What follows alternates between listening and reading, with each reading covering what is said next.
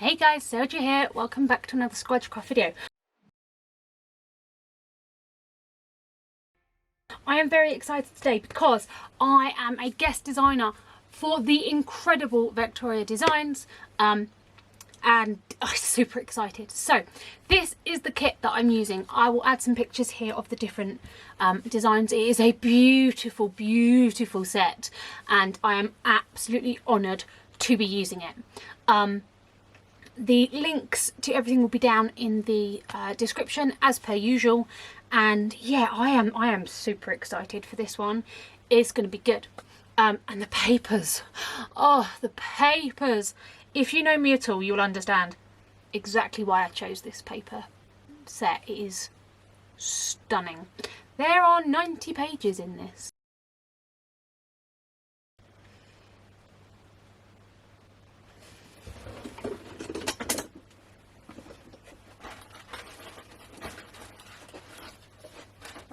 And to give you an example of some of them printed off, just look at them. There are purples, it's got text in it, it's got letters, it's got books. I mean, yeah, I'm in heaven. And as I said, a lot of journal pages. So we're going to include journals in this album. So together we are going to create a do-si-do album. Now, if you've not heard of a do-si-do album before, it's not a problem. I'm going to talk you through everything with measurements as I usually do, and we're going to make it together. The nice thing about this is the do-si-do is sort of S-shaped. Or it's shaped like a number 2 more than an S. And so you've got two sections, effectively. You've got a section here and a section here. And so the way that I'm going to make this do-si-do is I'm going to have one section be an album with album style pages and one section be a journal. You could have two of the same size, you could have two journals, you could have two albums, you could do it however you like, but I'm going to do it with an album on one section and a journal on the other section because I really want to take advantage of these journal pages. I've got everything written down, I've got sizes in inches and centimetres. Let's get started. So the first thing we're going to need is to build the cover for our album. I have chosen this size because it worked for me. So I can buy chipboard, but I'm not going to make it out of chipboard because I know not everyone can buy chipboard. So I'm just using cardboard. This was a liner in a box of tissues. I've got like a big bulk box of tissues and there was this large piece of cardboard, so I cut it down. So I have 3 covers that are all the same size. They are 5 7/8 by 7.5 inches or 15 by 19 centimetres. Okay, I have 1, 2, 3, exactly the same. I then have 2 spine pieces. Spine number 1, the thicker spine, is 1.5 by the height, which is 7.5, so 3.8 centimetres times 19. And then I have spine number 2, which is a thinner spine, which is 3/4 times 7.5, or 2 centimetres by 19 centimetres. Okay, that is the sizes we're going to use. Okay, so this is my cover. So I've got 3 pieces and 2 spines, and these are going to fit together. Number 1, spine number 1, number 2, spine number 2, number 3. This is how we're going to stick them together. We're going to cover those with our base paper colour.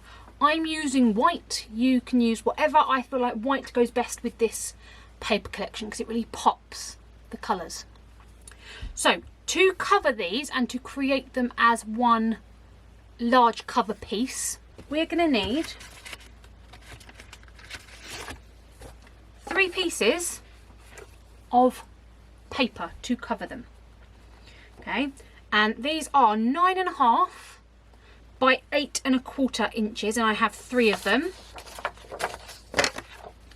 And so that is 24.2 by 21 centimetres. And on 2 of them, I have put tape along the edges. Okay? And we're going to stick these together. So I'm going to remove the tape backing just at the top, and I'm going to line this edge with the edge of the tape. So I'm going to start at the bottom, I'm going to line that up, and then I'm going to stick the top, and then I'm going to hold it down and peel back the rest of the tape backing. So that is now attached. Repeat the process for this one.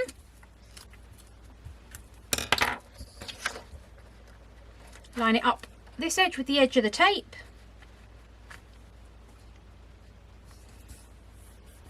Stick it down, pull back the tape, continue sticking down.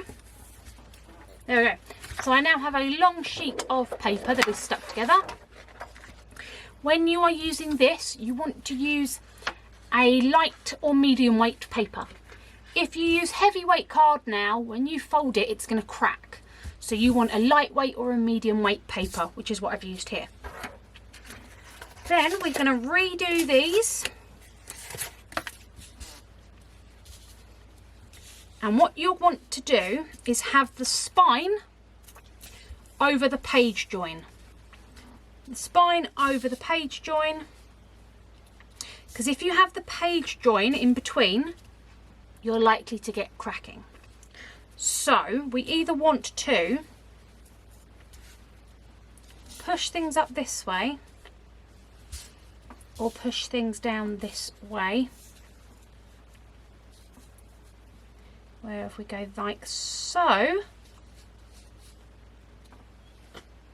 you've got a nice border around all 4 edges, and both paper joins are on the spine pieces.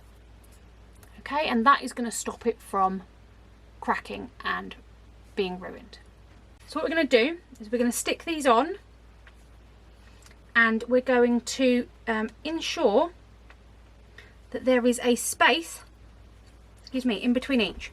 We're not going to stick them close like this. If you stick them close like that, when you try to bend it, the paper will crack. We don't want cracking. We want to try and make this look as clean as possible, because this is the cover. This is the first thing people are going to see. This is the cover, and we want this to be as good as possible for the first image. Okay, so we're going to go ahead and we're going to stick all of these down spaced out as they are. I'm going to start with this piece because I want this to be very specifically over that join. You can use tape, you can use glue, you can use whatever you feel is appropriate. I'm going to use tape just for speed.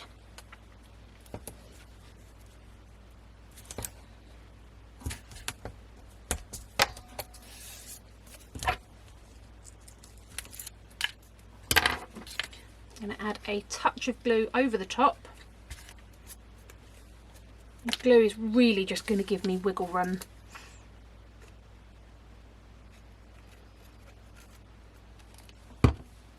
Okay, I'm going to position it in the middle, top and bottom, directly over that join.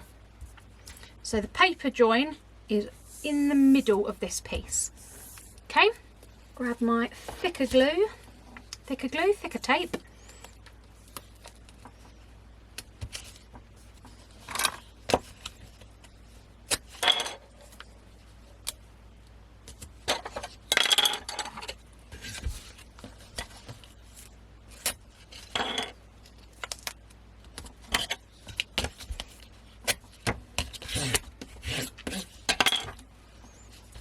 Okay. Take off the backing.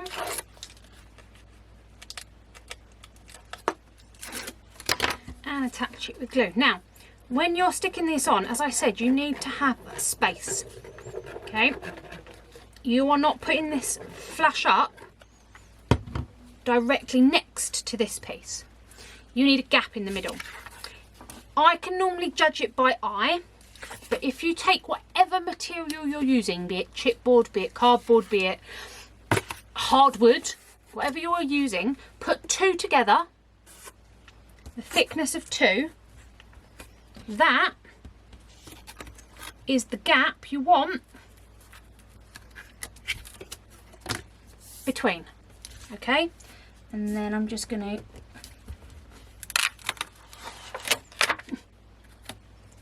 adjust this because I put it too high.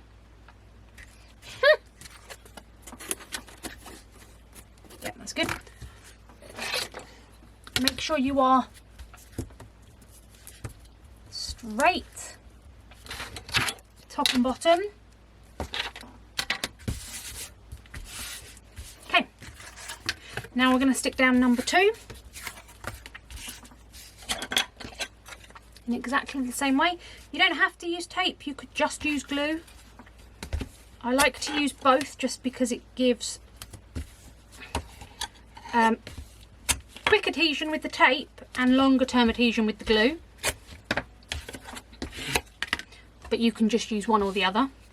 You use what you have. In the same way that you could make this out of a cereal box. You know, this is thin cardboard. I'm not using anything particularly over the top. You can make these out of cardboard. You could use chipboard. You could use, you know, whatever you have available. I'm just going to judge pretty much the same distance again. In this case, it's given me 1/4 inch. But I'm just going to make sure that I'm straight.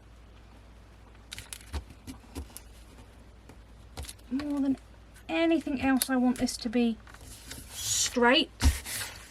There we go.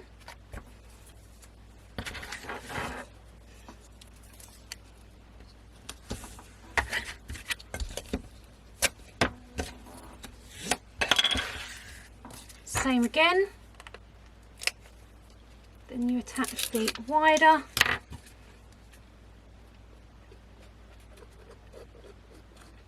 And when you have your paper, if you're not using the same size as me, you want to make sure when you are cutting your paper to size that you've got a good inch around the edges. Good inch top and bottom, a good inch around the edges. Now again, my spine, the paper join is here. So it's not quite in the middle, but it's better than it being in the gap, because the gap will cause things to crack, and we don't want this to crack.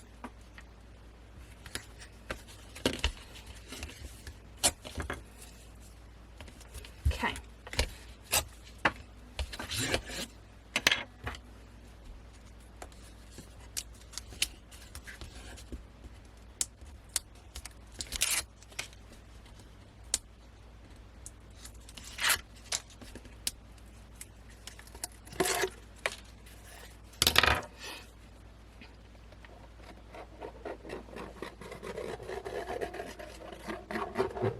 Stick the final piece on. Again, I'm using this ruler to make sure everything is nice and straight.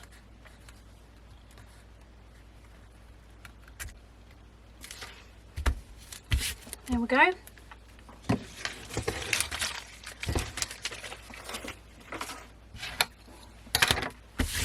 Okay, so we've got these on. I'm going to turn this over and I'm going to just burnish it down.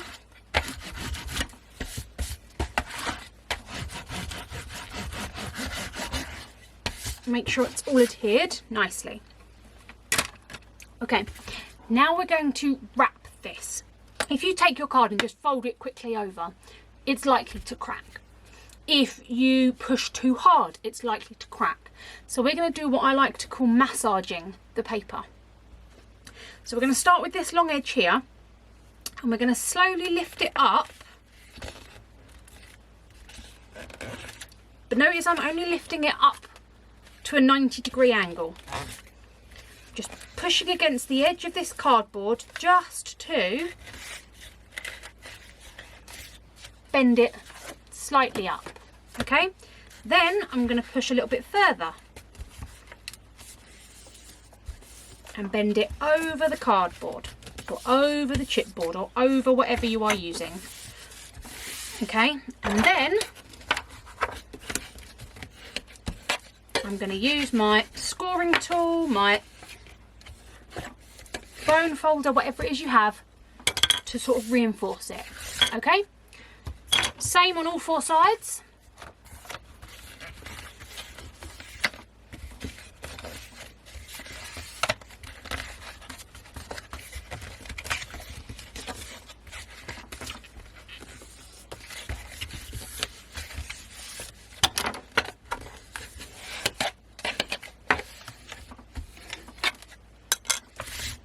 Same on the short ends.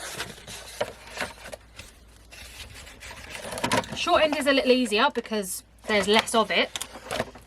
So you can move it over a little bit better. Burnish the edges. Always massage it first though. Then you fold it over and you've got your edges. Okay, the next thing we're going to do is we're going to put tape along our edges. So I'm going to start with tape along the edge of the cardboard, the chipboard, and I'm going one straight piece all the way along the long sides.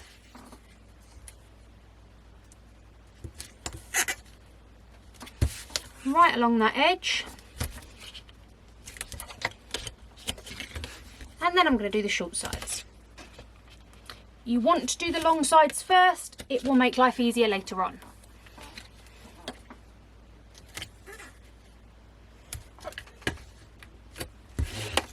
Okay, now we're going to put it on the paper, but we're going to end up cutting some of this paper off, so we're not going right to the edge.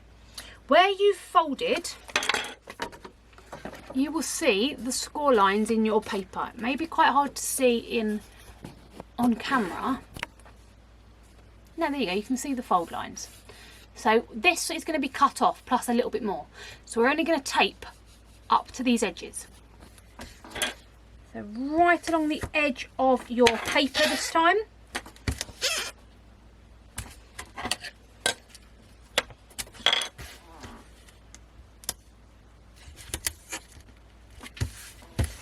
Again, you don't have to use tape. I just like to use tape because, that went a bit far, but that's okay.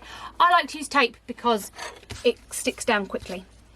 And I know that I'm going to have at least some points of instant adhesion.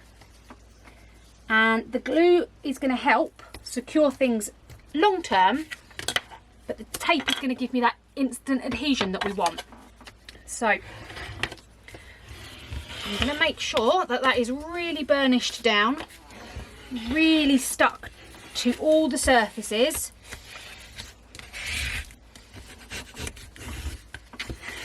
Okay, now we're going to cut our corners. If you've never made an album before, I'll give you some advice. We're going to cut the corner off, basically, but you don't want to cut it up to the chipboard. You don't want to cut right there because then you'll see everything. So you want to give yourself a bit of a gap. So if you've got a ruler, you can put your ruler in front of the corner, draw a line, and you could cut there. A ruler isn't quite thick enough. So what I will do is cut probably just outside that line. Okay, so the darker line into the line I drew with the ruler, and the pencil, the lighter line into the line that I will cut. You want to make sure that you're not cutting right up against the chipboard. So for this, I am going to cut just like that. So just outside that piece. You can always cut off more, you can't add more. This one, again, I'm not going to draw the pencil mark because I know where I want it to be. I'm going to do these corners in exactly the same way. And the more you make albums, the more you can judge how much to cut off. If it comes down to it and you've left a huge gap, you can cut a bit more. But if you cut too close, then you're kind of scuppered. Okay. So now all 4 corners have been cut and we can start to secure this. I always start with the long edges first. It's just easier. So I'm going to take the one closest to me. I'm going to remove the tape backing on the cardboard and on the paper.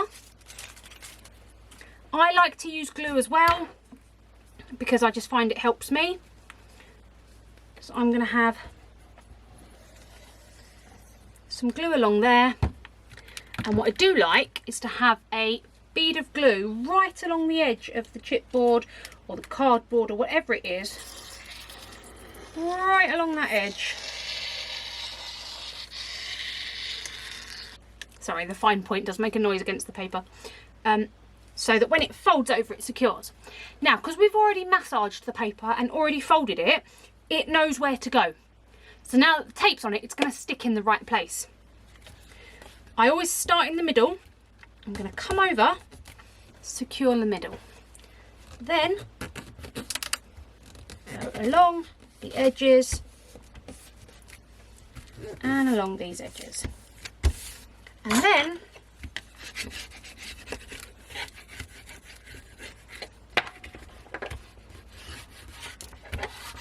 use that to secure it, and we have got a really nice, neat, folded edge. Okay? Same on the other long side. Remove the tape.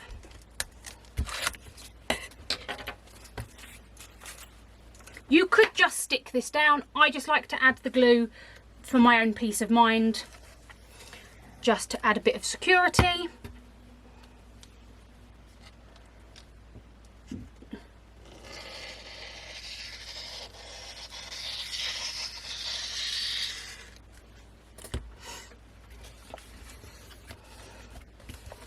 Again, start in the middle.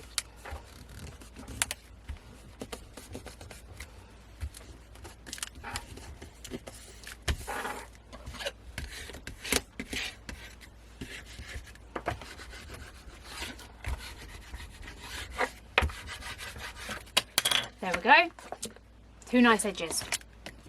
Now we're going to do the long edge, and this is the part that is vitally important. If I take this and I just fold this over, can you see in the corner you get bits that stick out? Okay, we don't want bits that stick out. So we need to push these corners around. And it's at this point you might say, oh, I might cut a little bit closer there. So if you want to, if you've cut a bit far out, all right, cut a bit off. But don't cut close. Make sure you're staying a little bit away. If you have cut it as you would want it, then something like your bone folder or a nail or a ruler or a hook, anything that you've got that's got a flat edge, what we're going to do, we're going to move along the long flat edge and curve around this top piece. So that piece is folded in. Okay, that is how it looked before, and this is how it looks now. It's been folded and tucked in. Okay, I'm going to do the same on this side. Come along the long edge and fold that inside. Okay, then when we fold this over, you get a really nice precise corner. So So now I'm going to do the same thing, remove the tape backing.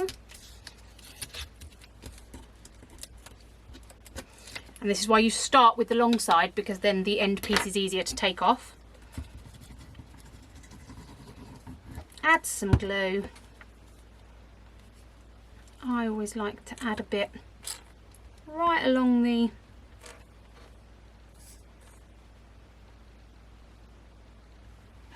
seam there. Again, just for instant adhesion. And then, see how neatly it just folds over and it secures, and that's one edge done. Okay, I'm going to do exactly the same on the other end.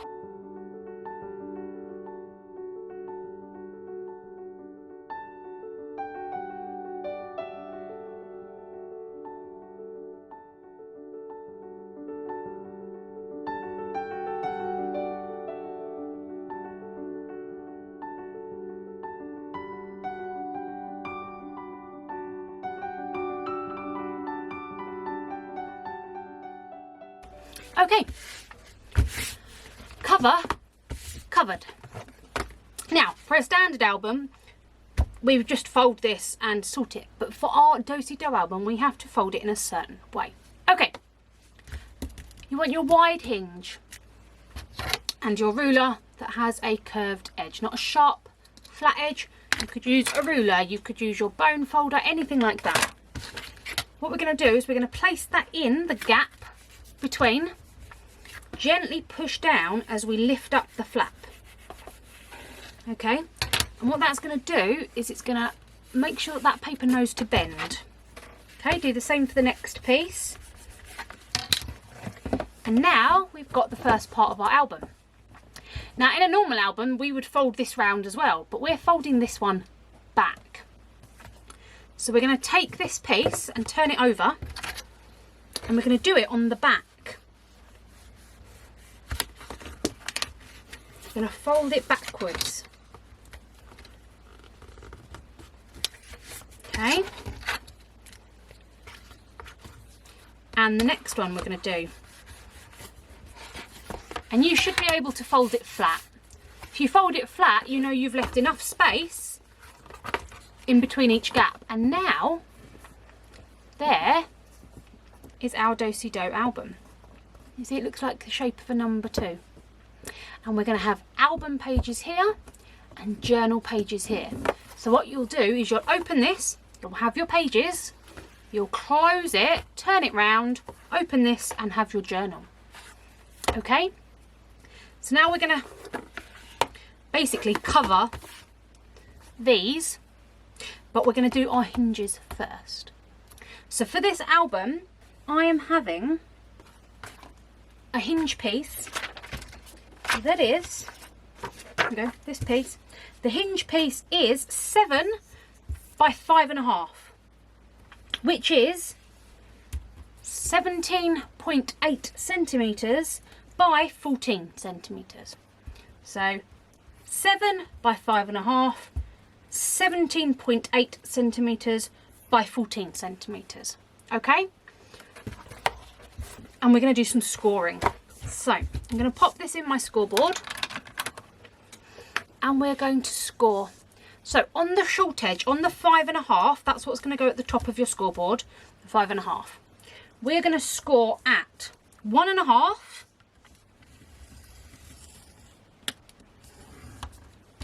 2, 2.5, 3, 3.5 and 4. Okay, so 1.5, 2, 2.5, 3, 3.5, 4, which is 3.8, 5.1, 6.4, 7.6, 8.9 and 10.2 centimetres.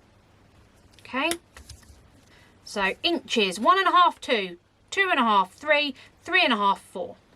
Centimetres, 3.8, 5.1, 6.4, 7.6, 8.9, 10.2. Okay, so you can see the score lines there. So you've got 2 large sections and 1, 2, 3, 4, 5 smaller sections. Okay, large section, small, small, small, small, small, large. Yep, large. 1, 2, 3, 4, 5, small. 3 we're going to ignore. 1 and 2 we're going to fold. 3 and 4 we're going to fold. So this middle line, the second score line, the one at 2 inches or at 5.1 centimetres, we're going to make that a mountain fold. So the second score line is going to become a mountain fold. Okay? The first and third score lines are going to become valley folds.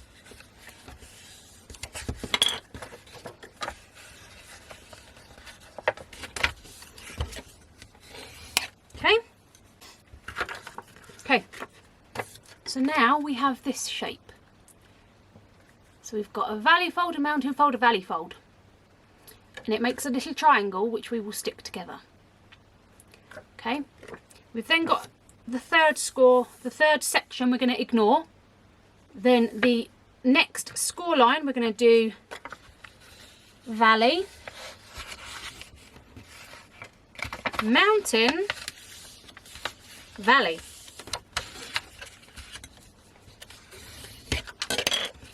Which is going to give us a second triangle with that flat space in the middle. So we've got valley, mountain, valley, valley, mountain, valley. And when we squeeze them together, you end up with 2 hinges that your pages are going to sit on. Okay? So if we turn it onto the back, and we're going to number these pieces. 1, 2, 3, 4, 5, 6, 7. Okay? We're going to put tape on numbers 2 and 5. This is a 1/2 inch piece, so 1/2 inch tape or 3/8 tape, or, I mean, you could glue as well if you want. I just find that tape is easier for hinges. Okay,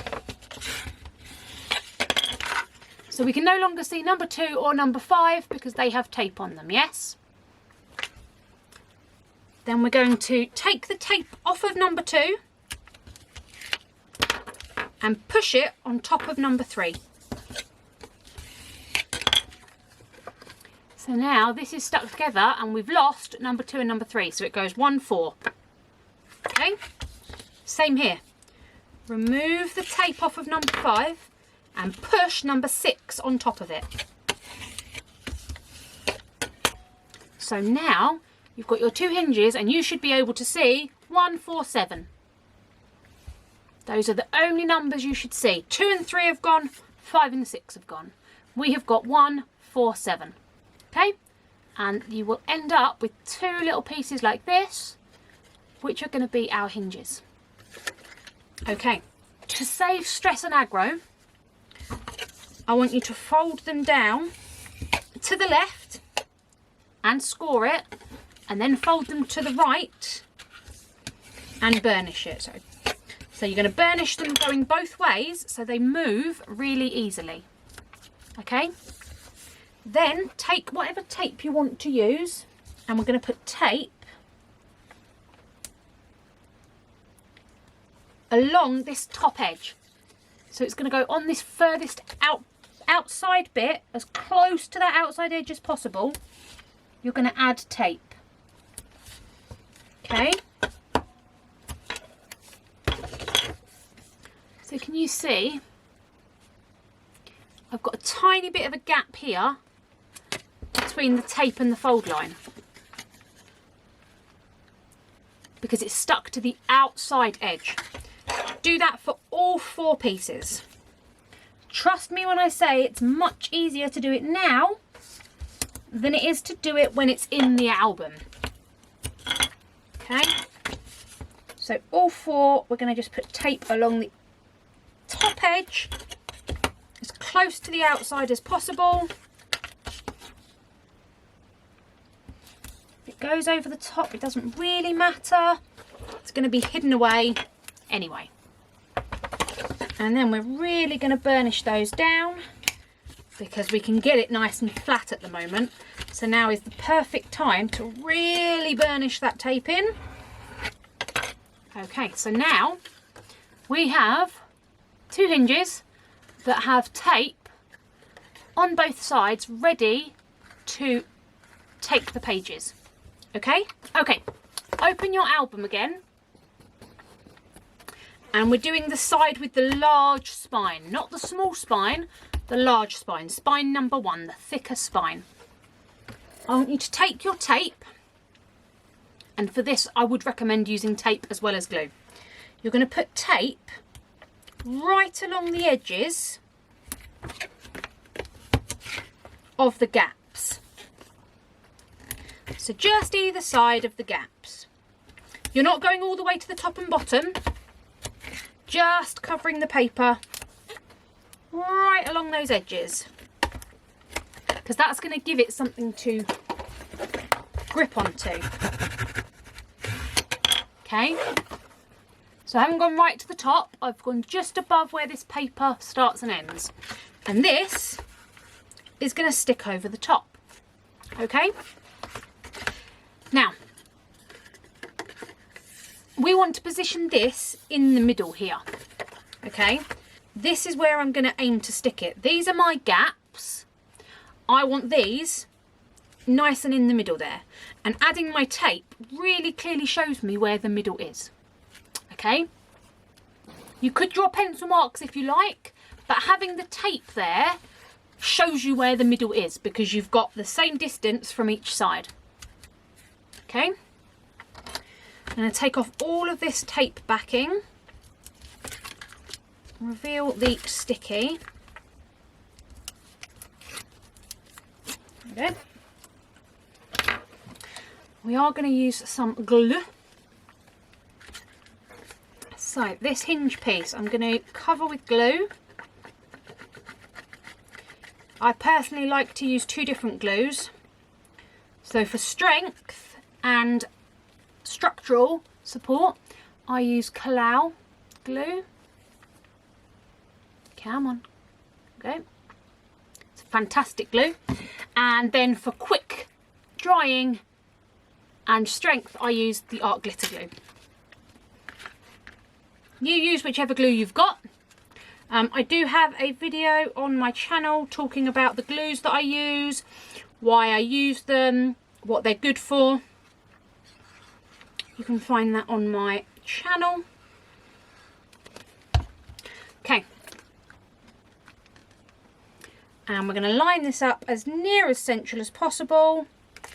Line it up top and bottom. There we go. And then burnish that down.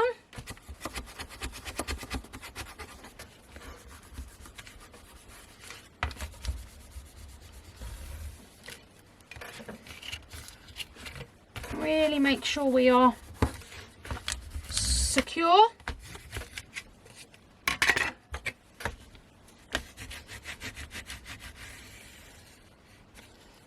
Okay.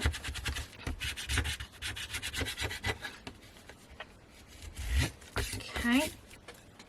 Going to give that a moment to dry. Okay, while we're letting this dry, we're going to cover these pieces. So for this first piece, we need a piece that is 7 by 5.5 or 17.8 centimetres by 14 centimetres. And that is going to stick over here. It's going to secure the hinge piece down and just cover over that card. Okay, you can use tape, you can use glue, you can use whatever you like.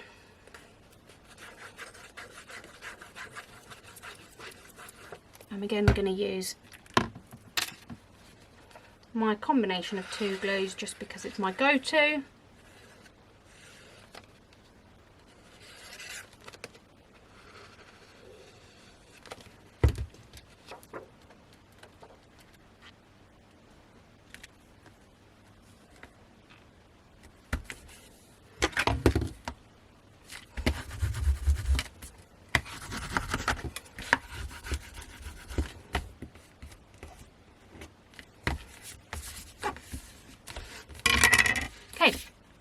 piece is again going to be the height of 7, but I'm doing the full length of my paper, which is the 11 3/4.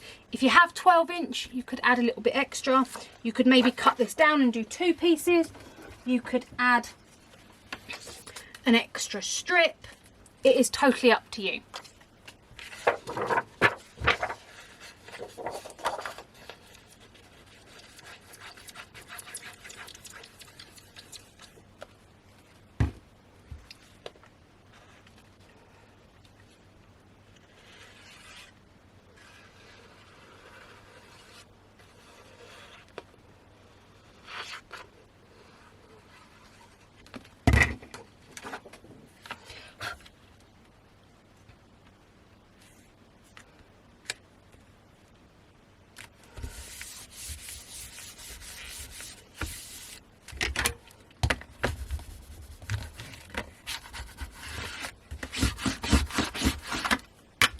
Now bear in mind that all of this is going to be covered anyway, so if you get little marks on it, or like I've got I am going to rub this piece out just because it's on the spine and I don't want it to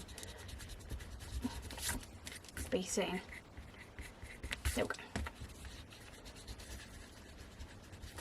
But everything's going to be covered in paper once we do, so not to worry. Right, now that things have dried, we're going to repeat the process we did earlier with your round edged thing, your bone folder, your ruler, whatever you have that is firm but is not a sharp pointed edge.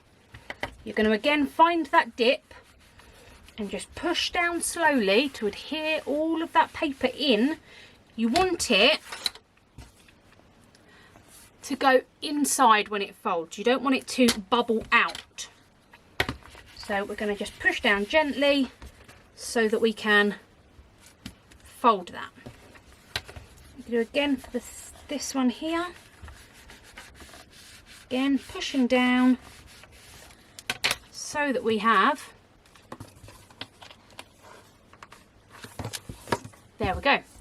First part with the hinges in, done. Now we have to go this way, and we're going to have to be very careful because we're putting newly glued paper. But again, just carefully do it. And once this bends round, there we go, that paper on the outside will follow it round. So now we have this that opens with our hinges and this that opens ready to go. If there are little marks, don't worry, we're going to cover things in paper, but obviously try and have the cleanest workspace possible. So like this, for example, will have design paper over it, so you're not going to see that there is a seam here and a seam here, because it will be covered. Okay, so when we are done, this is going to have album pages on, this is going to have a journal. Okay, the next thing we're going to do is our pages for our book. So I want 8 pieces. 1, 2, 3, 4, 5, 6, 7, 8 pieces that are 7 1/4 by 5 3/4, which is 18.5 centimetres by 14.6. Okay, on each one we're going to do a 1/2 inch score line. So pop it in your scoreboard again with the 5 3/4 at the top, and we're going to score at 1/2 inch. Okay.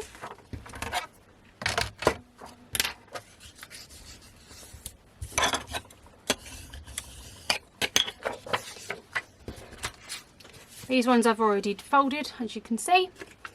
So I now have 8 pages ready with a fold to attach.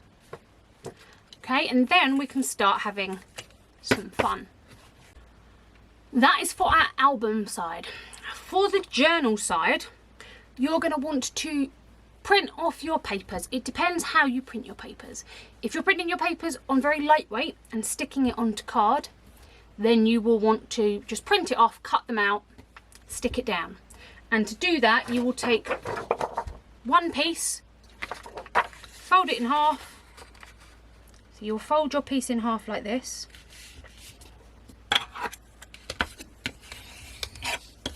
Okay. Fold it in half, then cut this to 7 1/4.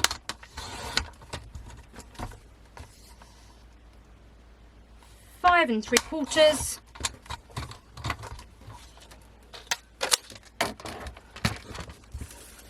And now you have a piece that opens like that. And so then you can print off your pages, cut them out and stick them on. Alternatively, if this paper is going to be the paper in your printer, then I will talk you through how to resize that on your computer. So we've got album side pages with a 1/2 inch flap, and we've got folded pages for the journal side. So we will end up basically with these on this side and these on this side.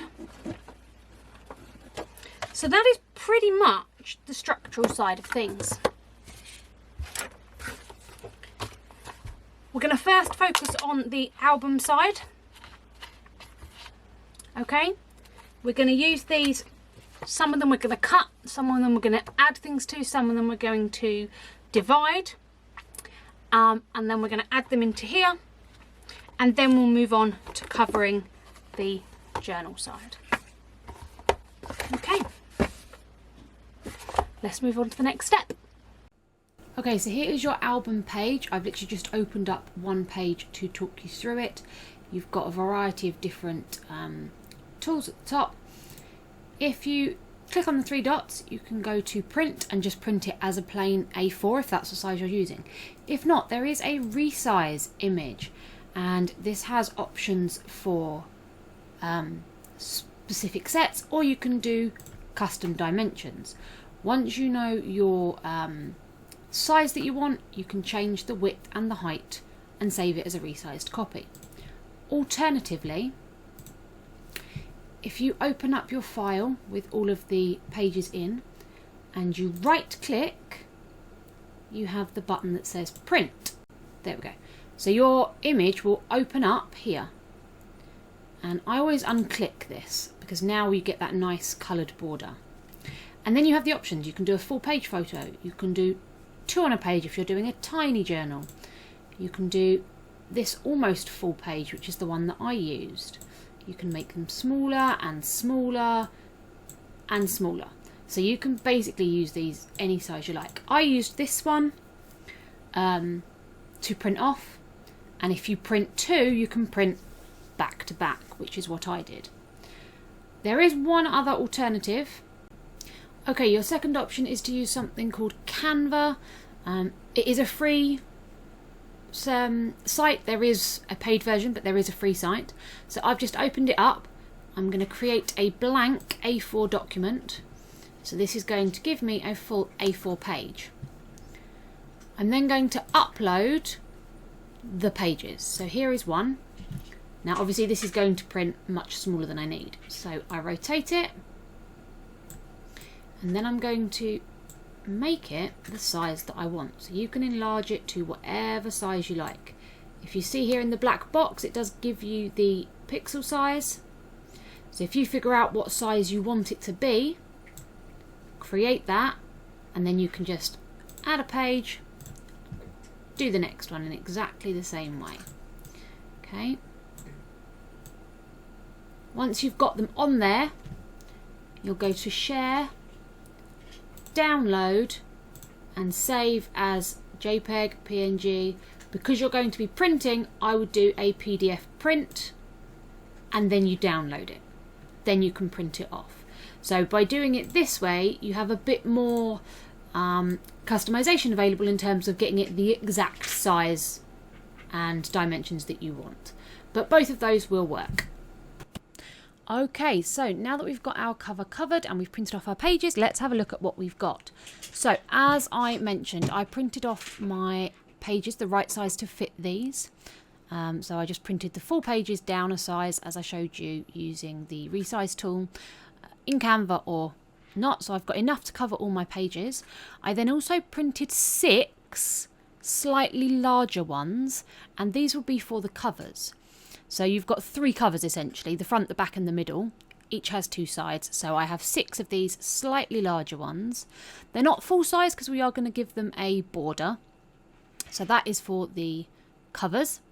I then printed, as I showed you using Canva, the journal pages, and I printed these out back to back. I've cut them down to size and I've just rubbed some brown ink around the edges just to give them that sort of aged look.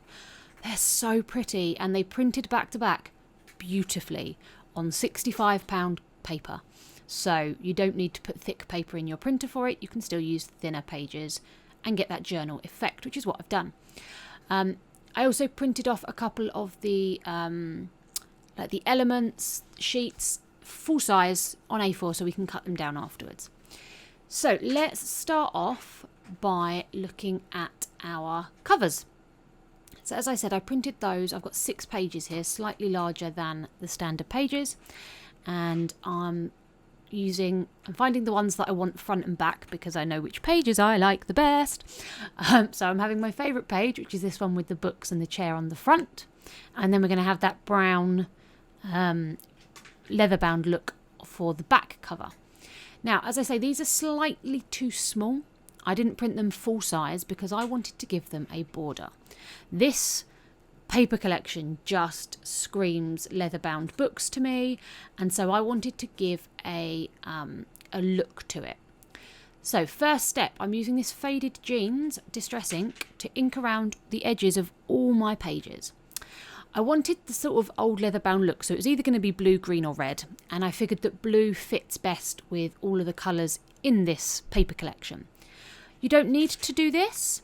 I just like the look of inking the edges of my paper. I think it just gives it an extra sort of pizzazz. So I am just, as you can see, brushing a very small bit of blue around each edge of the paper, and it just gives it a sort of finished look. So I'm going to do that to all of my pages, and then I'm going to come back. So there you go, you can see the blue edge. Now, like I said, leather bound books. So we need to get some brown in here. So I have this craft card, and I also have the Tim Holtz decal edged trimmer. So this is like the torn page look, but for those of us with too much OCD to actually risk tearing pages, this gives you that effect without the risk of the tearing going wrong, which is always my fear. So I've got 2 of these. I'm going to stick them down to this craft bit of card, and then we're going to cut them. So literally all I'm going to do is just glue them down using my 2 glues that I mentioned earlier. So the Kalau glue is one that is great structurally, dries a bit slower so you get some wiggle room, and then I use the art glitter glue on the edges to secure the edges down and get a really nice fast adhesion. So I'm going to stick the front, back and the spines later on to this craft card, and we're going to cut it out with that decal edge, and I think it's just going to add a little something extra. As I say, I love the look of torn pages, torn edges, but I can't let go enough to do it myself. So this Tim Holtz decal trimmer is absolutely fantastic because it takes all the hard work out of it. It does it for you in a way that looks like a torn edge, but is actually really nice and neat and clean and organised. So once these are stuck down, we're going to trim those for the front and back cover. And I just thought adding this touch of brown gives it that kind of leather bound look feel, leather bound book feel even. And it gives it a little extra something for the covers. Because this is a do-si-do album, you can't really put flowers or, you know, big decorations on the front cover because then it won't lay flat when you turn it over. So by adding this, it just gives me a little bit extra pizzazz for the covers. And, you know, any excuse to use my decal edge trimmer. So this just gives, you can't see from this far out, but it gives a really nice sort of torn edge look. I think it's really pretty. You of course don't have to do this. You could size your pages 1/4 of an inch larger than I did and avoid this step completely. It's entirely up to you. I just wanted there to be something else on the cover. As I say, normally I would decorate my cover with flowers, with bits and pieces. You could create a like a belly band closure for this actually, and have flowers on that if you wanted. That's definitely something you could do. And then you could have your designs, your flowers, your metal pieces, your what have you to decorate the front cover. That would be a nice alternative as well. But I just wanted to keep everything nice and flat. Additionally, I have not closed this. I haven't used a ribbon to close this. You could do. I haven't. I may add one loose over the top. If you were going to do it, you would need to do it before you stick these on, so that it goes underneath the cover, so that it's nice and secure. But as I say, I haven't done that. It's entirely up to you how you do this. So that is the edges, and I'm just going to darken those edges ever so slightly with some brown distress ink, just to give it that really aged look. So exactly the same way as we did the blue on the cardstock edges, I'm going to do exactly the same with some Tim Holtz distress ink, just to get the edges of that craft card looking nice and dark. Now I did mess up ever so slightly, so I just cut the little bits off. And yeah, I just think it gives, because it's about books, and I am sitting in my library with my computer editing this, looking at all my books. I just love the look it gives. So here we go. I'm going to use some ground espresso to just ink the edges of that craft card and give it a really nice aged look. Now, if you did want to decorate this front cover, you could use some flat paper flowers that are very two-dimensional. You could probably use some enamel dots. They're nice and flat. I wouldn't go with pearls or gems because, again, they'll get caught on things. And you don't want to have this cover be lifted. But as I say, you could have done a belly band cover over the top, which would be a really nice way to add additional decorations like flowers and things. It's something I may go back and do. But at the time, I was more focused on it lying nice and flat. So I'm just going to ink those edges, and then we'll be ready to stick on. So as you can see, just rubbing that around. The finished dimensions of the craft card are 1/4 inch smaller than our covers. The paper that I printed is 1/2 inch smaller. When I am doing layering, I will always do it in 1/4 inch instalments. That way you get 1/8 of an inch on each side of the layer, and I just think it looks nicer. You can obviously do larger if you wanted to leave 1/2 inch and have 1/4 inch of the brown on each side. That would also work. It is entirely up to you, but I like that look where you've just got a very thin border showing.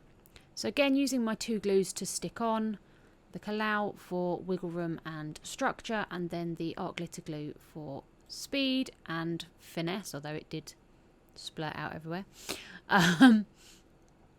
So yeah, we are going to stick that on the front. This purple page, it's going to sound really strange, but I would quite like to print it off A4, frame it and stick it up in my library. I just think it's such a pretty paper, and this is why I'm so honoured to be working with Victoria Designs, because all of the pages are absolutely stunning, but this one just makes my heart sing. It's purple, it's got letters on it, it's got books on, like it's the most beautiful page. I absolutely adore it. Yes, I'm a book nerd, apologies. So we're going to stick this brown one on the back. I do like this one. This looks like a proper old-fashioned leather-bound book as well. But all the pages in this are stunning.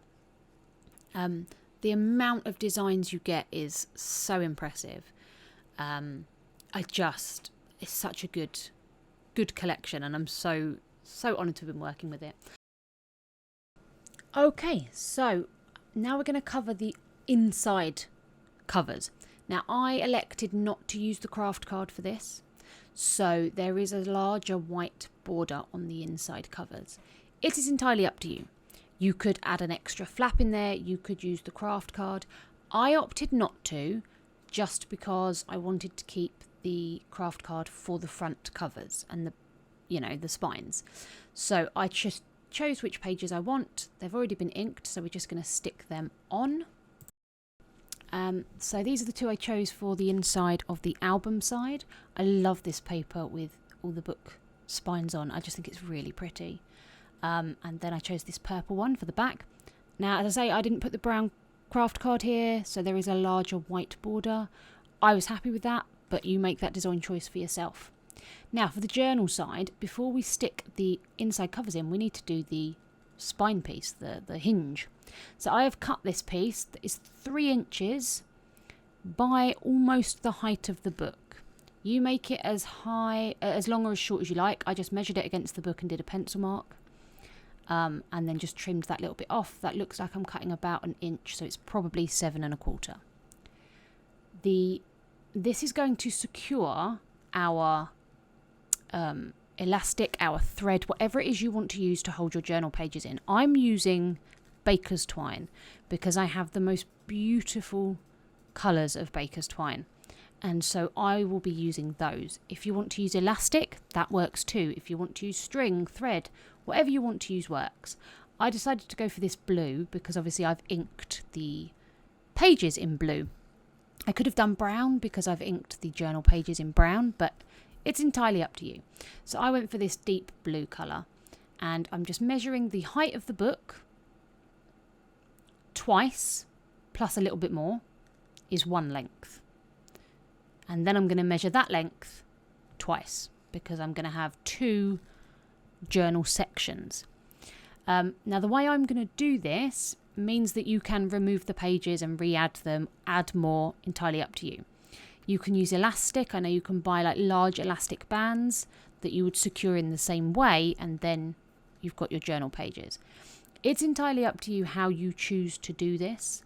I know not everyone has baker's twine in colours, so you use whatever you have. You can use thread, you can use string, you can use baker's twine, you can use elastic, you can use whatever it is you want to. Alternatively, you can sew your journal pages in. I decided not to sew them in for this book because there's so many pretty pages. I'm tempted to print off the whole set again and have 2 full sets. There's enough room to have that. Right now I just printed 1 of each design, but I am tempted to go back and repeat it and have a much larger journal. So this is why I've chosen to do the twine. I didn't have any elastic. This twine worked colour-wise, and I felt that by doing it the way I'm going to do it, we can add and remove pages as we see fit. So I have 2 lengths of twine, which is just longer than twice the length of the book. So I'm going to find the middle and put that roughly in the middle of my paper. And then I'm going to use some tape to secure the twine down. So I've got this tape which is 3/4 of an inch. So I'm going to stick that along the spine piece. Not the full length, it doesn't need to be the full length, just a measurement to hold the twine. Just make sure it is shorter than the paper you've used, because you don't want the tape sticking out the end of your paper that you just cut down. And then all I'm going to do is remove the tape backing and stick those bits of twine down.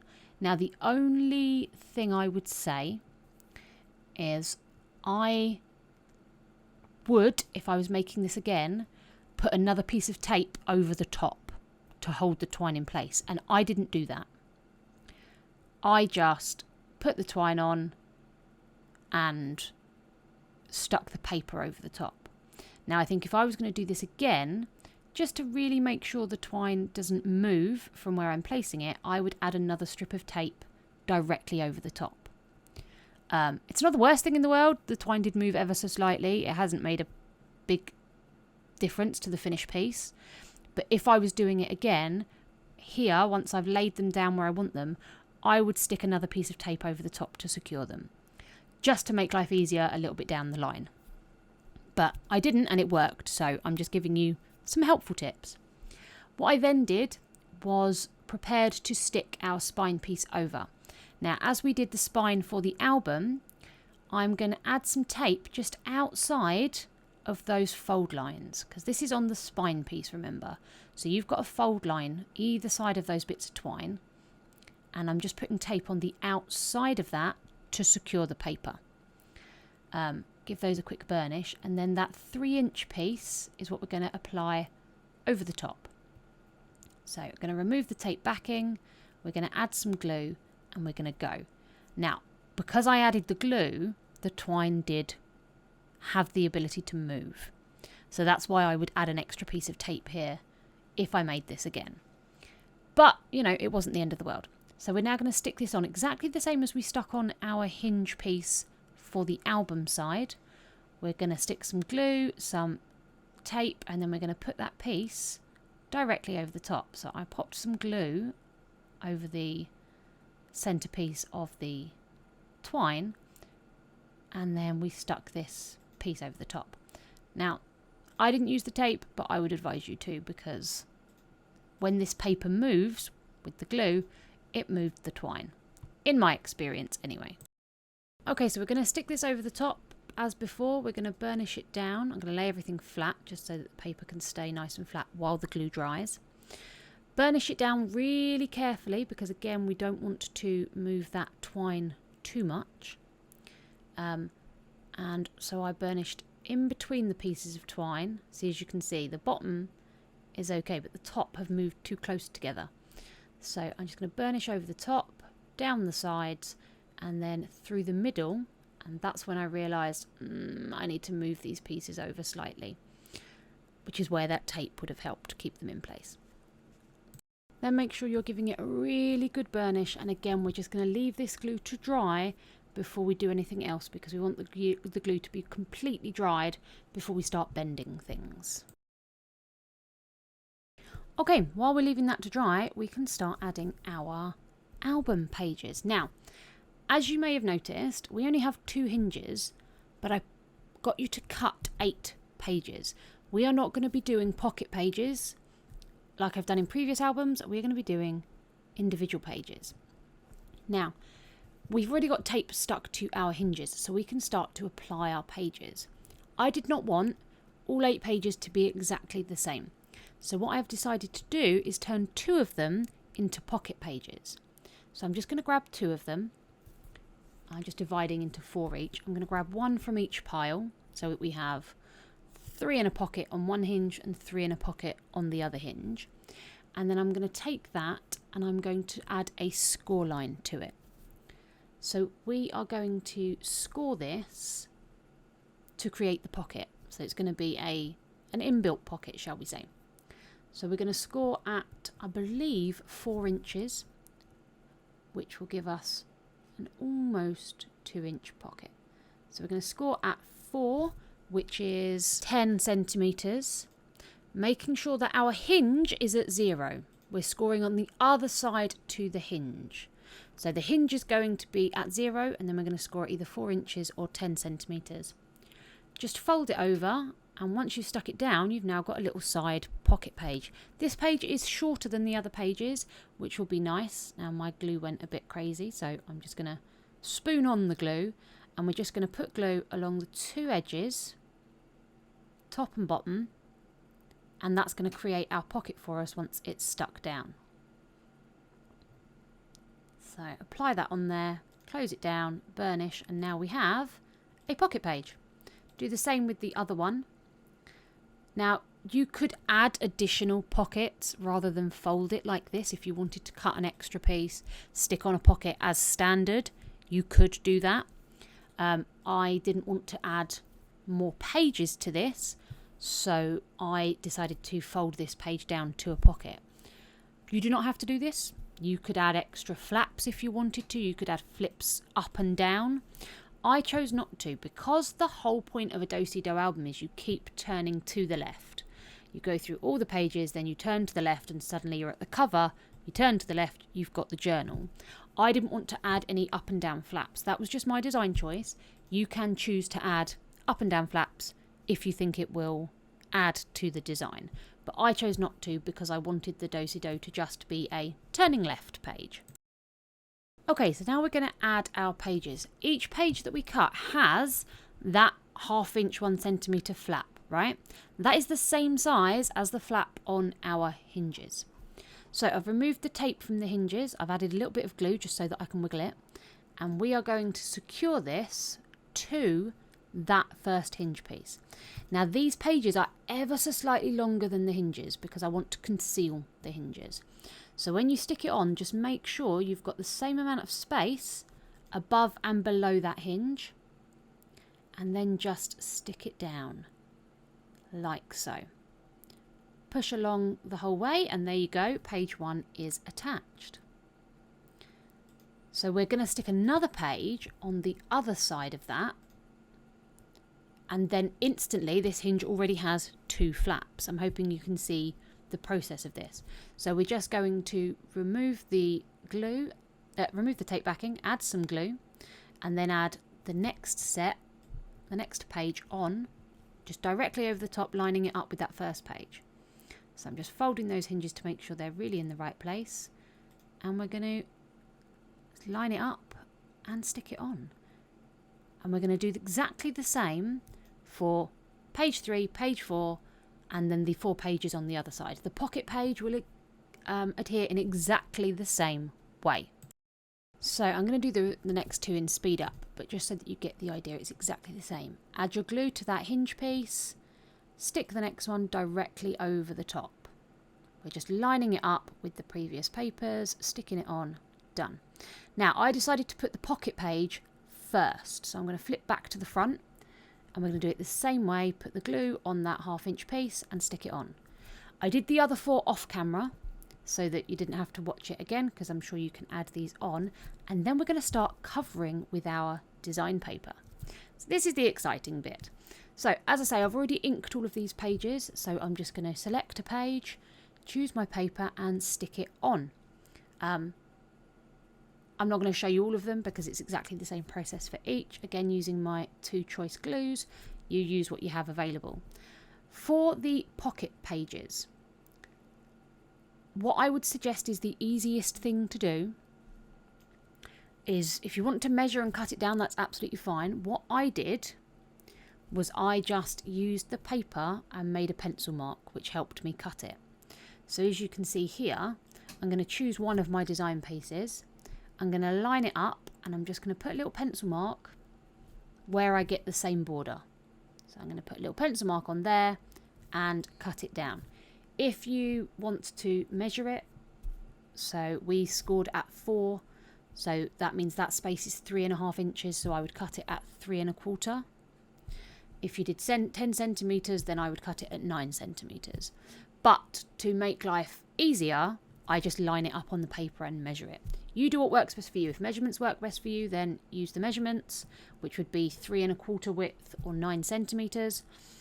Alternatively, you can just lie it down and measure it. I did exactly the same for the other side, where we're going to need 2 pieces of paper, because we're going to need one that is the backing and one that is actually on the pocket piece itself. Now I used the same process. I just put the piece of paper against it, measured the piece I wanted and cut it down. And you know, you use what you have, you use the method that works best for you. So in exactly the same way, I'm just choosing the papers that fit, marking it down, cutting it, remembering to re-ink before I stick it on, and then just gluing it down. Now I tried as much as possible not to repeat patterns on the pages. I have used the same pages that are on the cover because some of them are just too pretty not to use, but I've just stuck that down, stuck this one down, and then the pocket page is also complete, which, you know, really straightforward. So here's a quick flip through of the papers that I used. What I'm now going to do is off camera fill in the gaps that you can see on the hinges and in between the pages, and then I'll come back to you.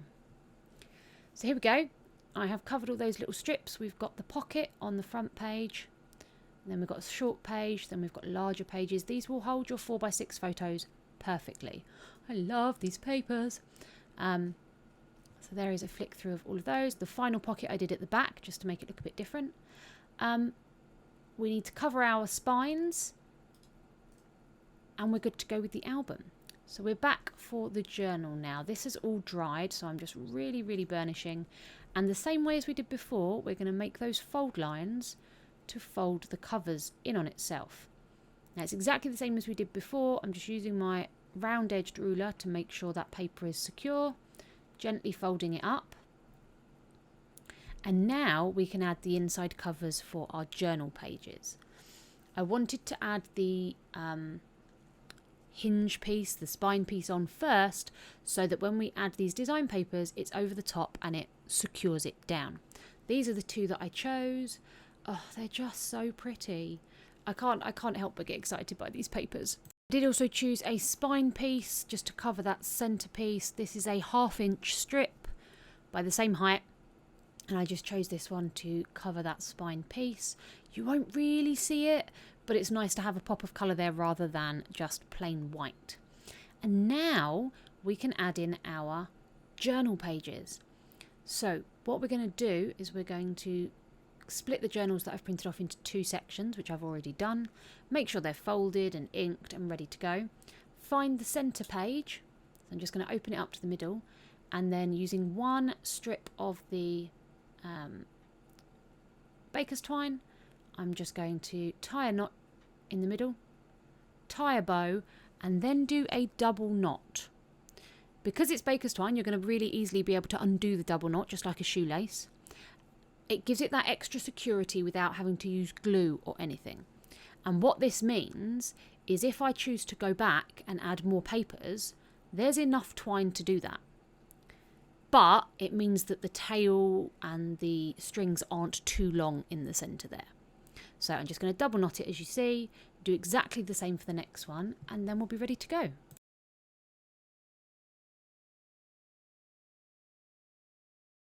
So there you go. That is the finished journal side as well. So you open it up, you've got one set of journals to flick through. Oh, the pages are so pretty. There's the centre, and then you've got the gap, and then you've got the next set of journal pages. So all we're going to do now is attach the spines. I'm going to do the same thing. I'm going to use the craft card to give them that deckled edge, and then we'll be good to go. And I printed off a couple of the ephemera pages to cut up and decorate. I will be right back with you. I'm so excited that this is actually finished. I'm in love with this. I've never made a do-si-do before, and I love the flexibility of it. So, as stated at the front, we've got an album in the front section and then a journal in the back. And using this Reading Nook collection has been incredible for me. I'm a complete book nerd. I have my own little library. Yeah, so this paper is just like, oh! And I absolutely love this. So, I added this sort of deckled edged craft card underneath to give it that sort of aged book look. So on the covers and on the spine we have that kind of layered look. So let's take a look through, shall we? I've added some of the beautiful ephemera pieces, and let's take a look. I'm going to zoom you in ever so slightly. So there is our front cover. I may add something up here text wise if like when I decide what to use this album for. But I wanted to leave that space so that a title could be added. Okay, so we open it up. Another one of my favourite pages. It's got all the books on it. Okay, first page we folded over and we made a little pocket. So I've just added this sort of bookmark tag. You could use it as a bookmark, you could use it as a tag. And then we have a short page here. And I'll grab my paper. This is a little tuck spot where you could tuck a picture, a Polaroid perhaps, could tuck behind there. And all of these pages will hold a 4x6 picture with beautiful borders. So that's why I made it this size, so that it's for a generic photo size 4x6. Photos 4x6 are, you know, around the world. So that was my aim with this, is A, it would fit a 4x6 picture beautifully, but it would also fit nicely into the chipboard and things that I have. So, and then we flip over, another beautiful page. I love this one as well. Again, this has this tuck. You can tuck your photo behind. The ephemera pieces are stunning. These tickets are lovely. This one just has a book, so you could stick your picture behind the book. Or if you had, say, a smaller one, a 4x4 perhaps, you could tuck just the bottom behind it and then add a tiny bit of glue so that it doesn't lift up. Entirely up to you. Again, these papers are so pretty. And again, another little tuck spot on the back so you can tuck your picture behind it. Will still fit the 4x6 without a problem. Covered all of the little gusset pieces. This one, the Lily series, that page is stunning. So many of these pages are stunning. I love these papers. Like some of them, for example this one, I would quite like to just frame and hang on my wall in my library. I think that would be beautiful. Okay, another page. We've got another little tuck here. Again, you can still fit your photo behind it. These ephemera pieces are stunning. Again, more beautiful paper. I did another little tuck here. I didn't want to put them on every page, but I've done them on a lot so that you get a good selection of the ephemera. Again, my favourite page, which is why it's my cover. Another little section here, and then another pocket with another either bookmark or photo tag or journaling spot. And then the back cover as well. You could get a 5x7 on there. But I aimed to make this all for 4x6. Then you flip this over and this is how you access the journal. So you just continue turning pages. So we open this up. We've got 2 of the ephemera tags in this little pocket. It's just in here. I love these little pockets are super cute. I love them. Like, yeah. And these journal pages, oh. So I printed them back to back so that it's not too thick, it's still nice paper size, and they printed so beautifully. I love that you've got the journal page, some of which has text on, some of it has images, then you've got like the brown layer, and then you've got another layer of either green or purple. Oh, and the florals. This paper is just stunning. That's a Pride and Prejudice page. You've got a little Alice, you've got the typewriter. I love the little bookmark pieces and some dictionary pages. I mean, I didn't want to put too much on this because some of them have already got these beautiful ephemera designs on. When I tied them, I've just tied a double knot. So you could slide the whole thing in and out, or you could undo the knot to add more or less paper. There's a lot of give here. So you could add double the amount of journal pages if you chose. It's nice and flexible like that. What I did with these, rather than using the blue, I just used a brown to sort of age them a little bit. I thought the blue worked well with all the colours in this and gave it that kind of old, like leather bound page look. Look at these pages, like they're stunning. Added another one of the little ephemera pockets and 2 little tags. And there, that can obviously be used for something much larger if you wanted. Come here. Ah, fingers work. Come here. You could add a picture in there. 4x3 fits beautifully in that pocket. Now these are journal pages, but you can still stick photos on them if you wanted to. You know, they're very functional. You've got space to write on some of them, and on other ones you've got, you know, ephemera pieces you could add a picture. So they work well for both journaling, writing, and for photos and memorabilia. A little women quote. I love this page with the butterflies, the cat on the books. Oh. Added another little tuck here. So if you are adding a picture or a note or a receipt or whatever you use your journal for. Again, tied with a double knot so you can slide the whole set in and out if you want to, or just undo the knot to add more. It's beautiful, this paper. Oh, look at the bookshelf.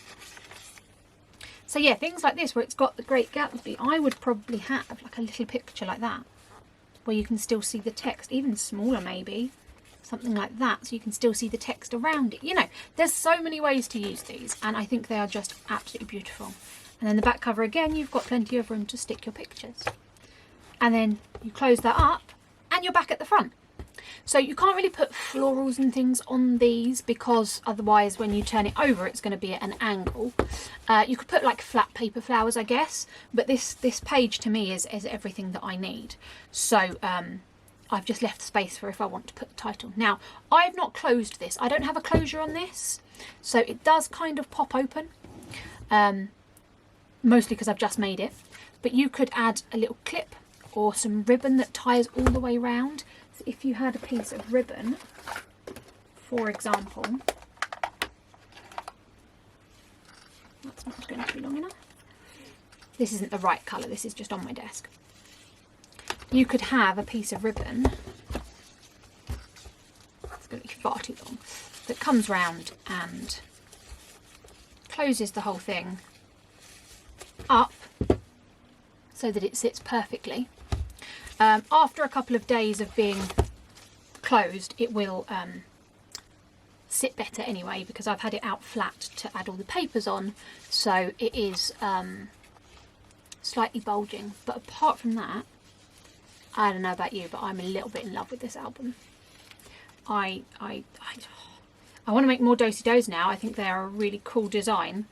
Really cool design. I think that's awesome. And I am just in love with these design papers. Yeah, thank you for letting me work with these papers, guys, because it's beautiful. As I say, this one I kind of just want to print out large and frame. Stunning. So yeah, I have loved working with these designs. I think there are some beautiful pages, and I'm going to struggle to stick photos over them.